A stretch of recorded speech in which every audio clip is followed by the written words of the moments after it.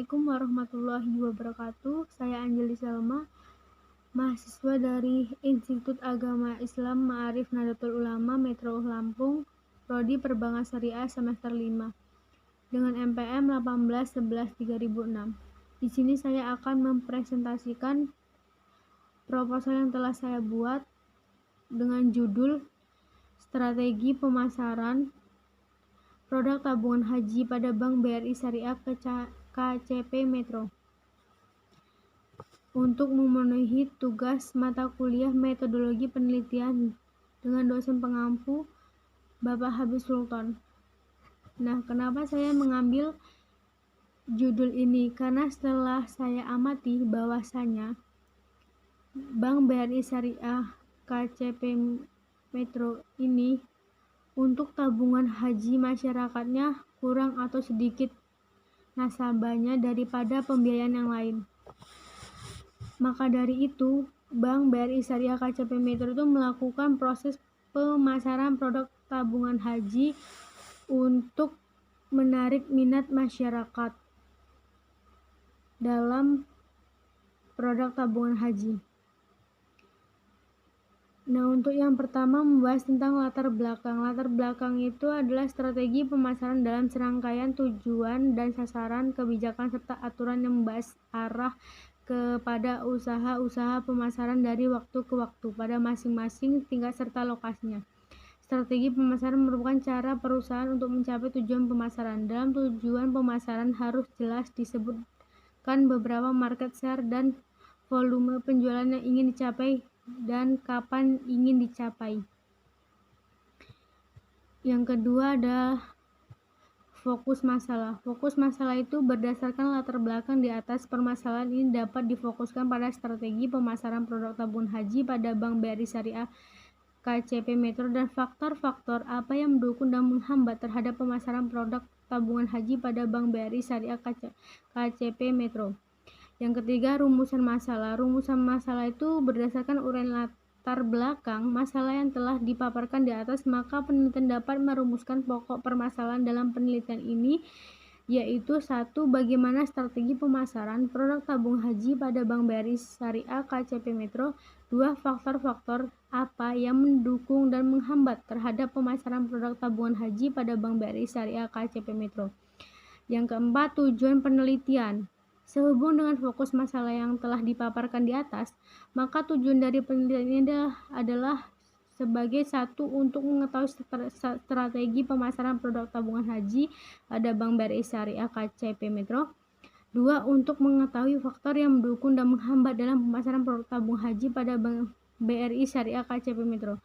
Yang kelima, manfaat penelitian. Manfaat penelitian itu ada 2, secara teoritis dan secara praktis. Secara teoritis itu untuk menambah pengetahuan dan wawasan penulis dan para pembaca nanti tentang produk tabungan haji dalam kegiatan penghimpunan dan penyaluran dana pada lembaga keuangan, terutama pada Bank BRI Syariah KCP Metro.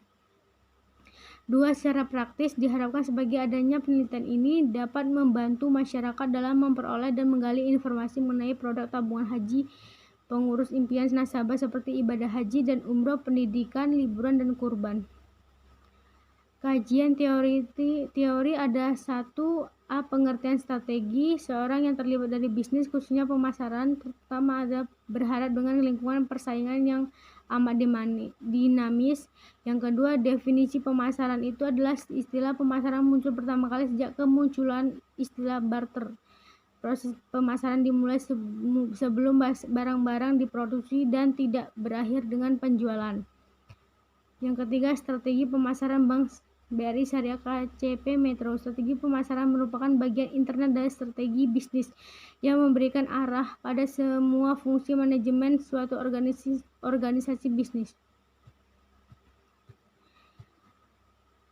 Penelitian terdahulu saya ngambil di skripsi 1, skripsi Octavia Fatmawati tahun 2015 berjudul Prosedur dan Strategi Pemasaran Tabungan Haji di Bank Muamalat. Yang kedua, skripsi Arif Dharma Laksana tahun 2019 berjudul Peran Manajer dalam Meningkatkan Tabungan Haji, studi pada KSPPS BMT Arta Buana Pusat Kota Metro.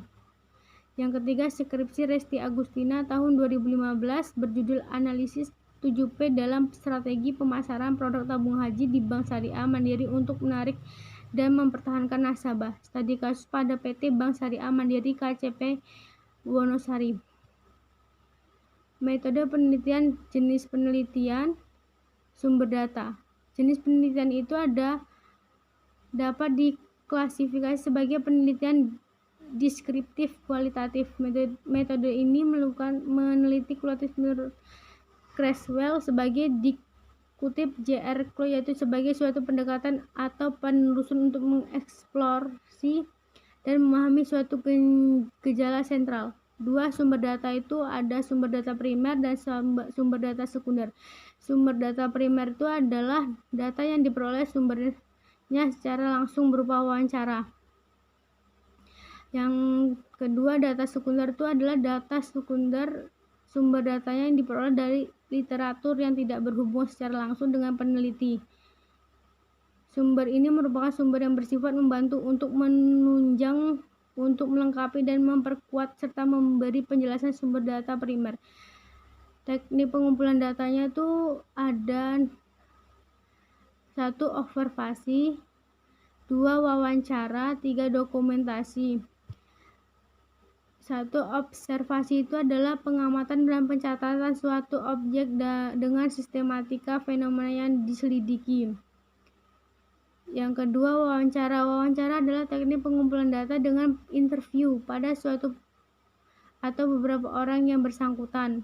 Yang ketiga, dokumentasi itu adalah pengumpulan data dengan melihat atau mencatat suatu laporan yang sudah tersedia. Metode analisa data yaitu adalah proses analisa data dimulai dengan menelaah seluruh data yang tersedia dari berbagai sumber, baik dari wawancara, pengamatan yang sudah ditulis dalam catatan lapangan di lokasi penelitian, dokumen pribadi, dokumen resmi, gambar, foto, dan sebagainya. Analisis data pada penelitian kualitatif dilakukan melalui pengaturan data secara logis dan sistematis, dan analisis data itu dilakukan sejak awal penelitian terjun di lokasi penelitian hingga akhir penelitian atau pengumpulan data. Metode kualitatif bersifat induktif, yaitu mulai dari fakta, realita, gejala, masalah yang diperoleh melalui suatu observasi khusus dari realita dan fakta yang khusus itu, kemudian penelitian membangun pola-pola umum. Induktif berarti bertitik tolak dari yang khusus ke umum. Analisis data di sini berarti mengatur secara sistematis bahan hasil wawancara dan observasi, menafsirkan dengan menghasilkan suatu pemikiran, pendapat, teori, atau gagasan yang baru. Inilah yang disebut hasil temuan atau findings. Analisis kualitatif berarti mencari dan menemukan tema, konsep, pola konsep, dan understand. Baiklah, itu yang bisa saya sampaikan. Bila ada salah kata, saya mohon maaf. Saya akhiri. Wassalamualaikum warahmatullahi wabarakatuh.